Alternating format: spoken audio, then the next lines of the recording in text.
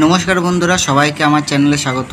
তো আজকে 7 দিন পরে আমরা ও বাড়িতে চলে যাব, আমার বাড়িতে যেখানে আমি বসবাস করি। তো ঈশাকে বলছি, ঈশা তুমি চলো বাড়ি যাবে না? ওর একটুও যাওয়ার মন নেই। অ্যাকচুয়ালি বাপের বাড়ি থেকে যখন শ্বশুর বাড়ি যায় একটু মেয়েদের মনটা এরকমই হয়। যাই হোক, দেখো ওকে আমি বলছি, ও কী বলছে শোনো তোমরা। বাড়ি যাবো না কেন? মন লাগতেছে না? আর তুমি কার জামা পরেছো? দিদির জামা? হাবলদার হাবলদার লাগছে, তাই? চলো চলো বাড়ি চলো, বাড়ি গিয়ে আবার পরে আসে না। আবার তো কদিন পরে ডাক্তার দেখাতে যাবো, তখন চলে আসবা। হ্যাঁ হ্যাঁ। এদিকে দেখি বাইরে ঈশা ওর টেপুকে খুব আদর করছে। আদর করাটাই স্বাভাবিক, কারণ টেপুকে ছেড়ে আমরা কোথাও কোনো দিন গিয়ে থাকিনি।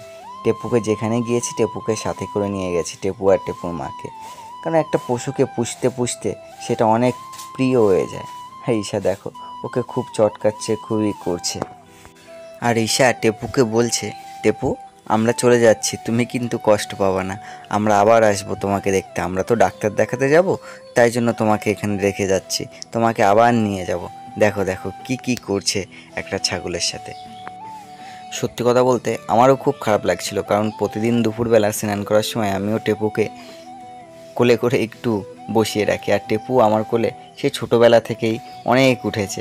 যাই হোক বন্ধুরা, আর এইদিকে আমার শ্বশুর সব জিনিসপত্রগুলো টুকটুকি গাড়িতে, মানে টোটো গাড়িতে তুলছে, কারণ টোটো গাড়িতে করেই আমরা যাব আজকে একটা অন্য দাদুর টোটো। আগে যে দাদুর টোটোতে যেতাম সেই দাদুর টোটোতে এখন আজকে যাইনি।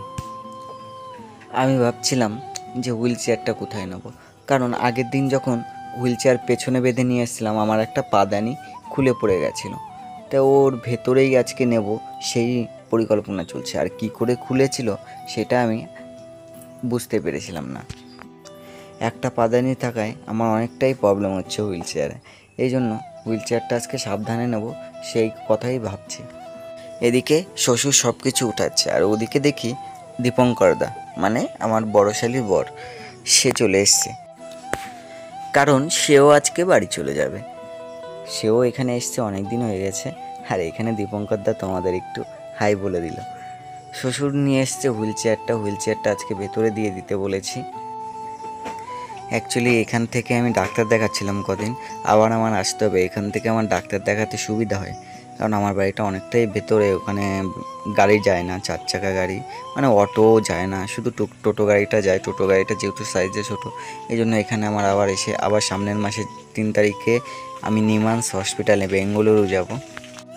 আপনারা আমাকে অনেক আশীর্বাদ করুন, জানেন যেখানে আমি যাচ্ছি সেখানে যেতে আমি সাকসেস হয়ে আসতে পারি, যেখানে যাচ্ছি সেখান থেকে যেন আমি সফলতা পাই, সেই আশীর্বাদটা করবেন।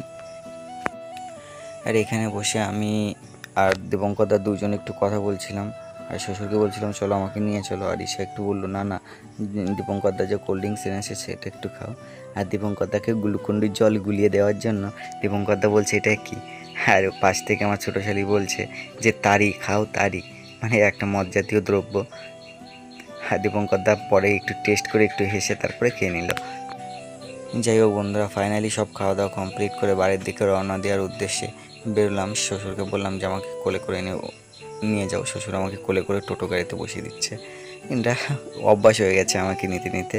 শুধু শ্বশুর না, সবাই মিলেই আমাকে কোলে নেয়। কখনো শাশুড়ি একা না, দুজনে মিলে ধরে, শাশুড়ি শালি, মানে যে যখন টাইম পায় তখন তারা আমাকে কোলে করে নিয়ে গাড়িতে বসায়, কখনো ওয়াশরুমে নিয়ে যায়। এখন যেহেতু হুইল চেয়ারটা হয়েছে তখন তাই অতটা প্রবলেম হয় না যে হুইল চেয়ারে করে সব জায়গায় যাই এদিক ওদিকে। আগে নাহলে কোলে করে নিয়ে এখান থেকে ওই মাঠে নিয়ে যেত, ওই মাঠ থেকে এখানে চলো বাইরে গেলেই এই উন্ডাই কোলে করে করে ধরে ধরে ধরে ধরে নিয়ে যেত। এদিকে ঈশা একটু ওর জামাইবুর আনা কোল্ড ড্রিঙ্কস খেয়ে নিল, ফ্রুটি। আর যাওয়ার সময় টেপুকে একটু কোলে করে সবাই আদর করছিলাম। হ্যাঁ, অনেকে ভাবতে পারো যে একটা ছাগলকে নিয়ে এত ঘেঁটাঘেঁটির কোনো দরকারই নেই, কিন্তু না, সত্যি কথা বলতে সেটা একটা পোষার জিনিস, তাকে আমরা অনেক ভালোবেসে পুষেছিলাম। আর ঈশা ওকে সকাল বিকাল 3 বেলা কোলে করে নিয়ে ঘুরে বেড়াতো, মানে যখনই ফাঁকা পেতো ওকে নিয়ে মাঠে গিয়ে ঘাস খাওয়াতো, এই জন্য। আর ওর দিদি দেখো কী করছে। তো ফাইনালি বাড়ি যাওয়ার টাইম হয়ে গেছে, আর ওর দিদি ওকে একটু টাটা দিল আর একটু চুমো দিয়ে দিল ওকে, যে বোনু তুই যা। সত্যি কথা বলতে কিছু কিছু সময় হয়তো জীবনে আর ফিরেও পাওয়া যায় না। তো এইসব সময় হয়তো দিদি আজকে এইবারই এসছে, দু বোন একসাথে হয়েছে।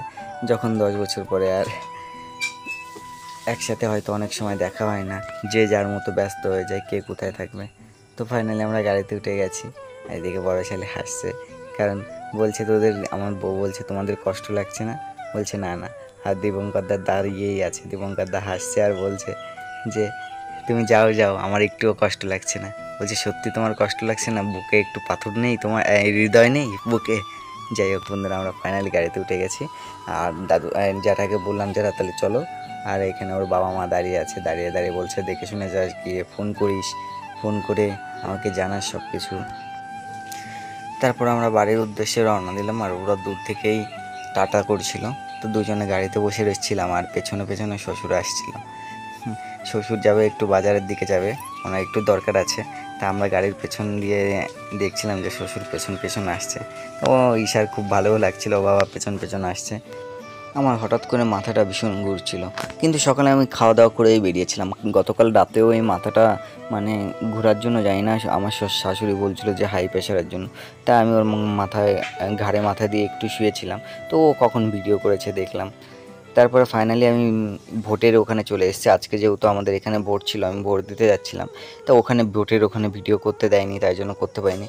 ভোট দিয়ে যখন বাইরে বেরোচ্ছিলাম তখন অনেক মানে আমাদের ফ্যামিলির কিছু মেম্বার তারা আমার সাথে কথা বলছিল যে কেমন আছো, এখন কেমন কি চলছে।